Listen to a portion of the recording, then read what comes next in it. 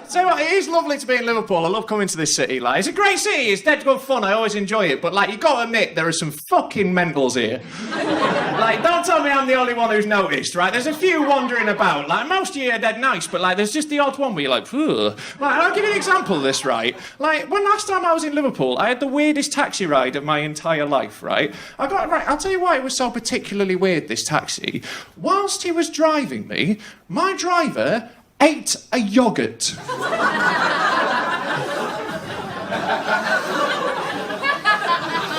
Right, some of you don't look freaked out enough by this. Right, I'll explain why that's a terrible thing to do. I have no problem with someone eating a one-handed snack while they drive, right? Have some crisps, have some pasties, knock yourself out, I'm not fucking Hitler.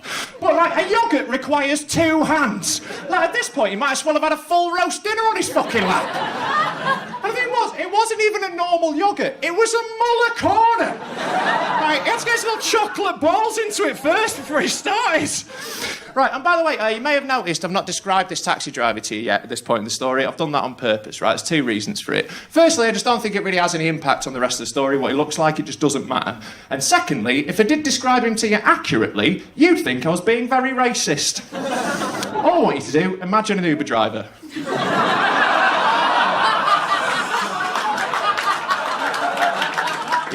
Yeah, you're right.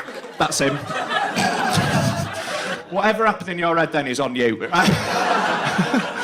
So the thing, right, he was driving through the city centre and without even stopping, right, in traffic, he just leant over to the glove box, pulled out this yoghurt, took the lid off it, licked it, frisbeed it onto the passenger seat like, not my fucking problem anymore. Right, and then proceeded to try and eat the yoghurt, right? And I use the word try on purpose because it's really hard to eat a yoghurt while you're driving, which is why no one fucking does it. Right. So what he did first, right, his first attempt was he grabbed the yoghurt like that in his fingers and then wrapped his middle finger around the steering wheel to hold on to it. He's now got 2 problems. Firstly, he can't steer more than 20 degrees in either direction without getting his vanilla balls all down his fucking leg. Second problem, his yoghurt is here on the steering wheel, his spoon is here. Right, and he spent a good 15 seconds looking between the 2 of them. Not the road, just at these.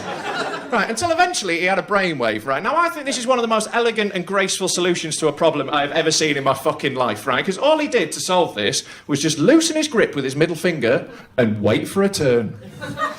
Just there like this.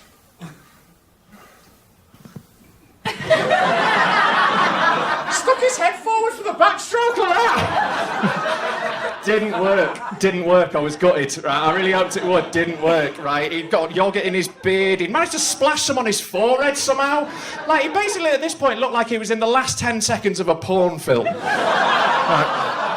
Gone horribly, looked a mess. Right, so he changed it up again at that point. What he did then was he just grabbed the yoghurt, popped it in his lap, now he's just digging for gold.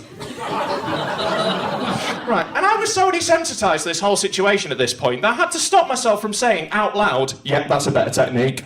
Like, any of this is fine! Right, then he got all the way to the end of the yoghurt, and then he did the single most disgusting thing I think I've ever seen a human being do in public in my entire life, right? He picked up this now empty yoghurt pot, just popped it in front of his mouth, stuck his tongue out and turned it.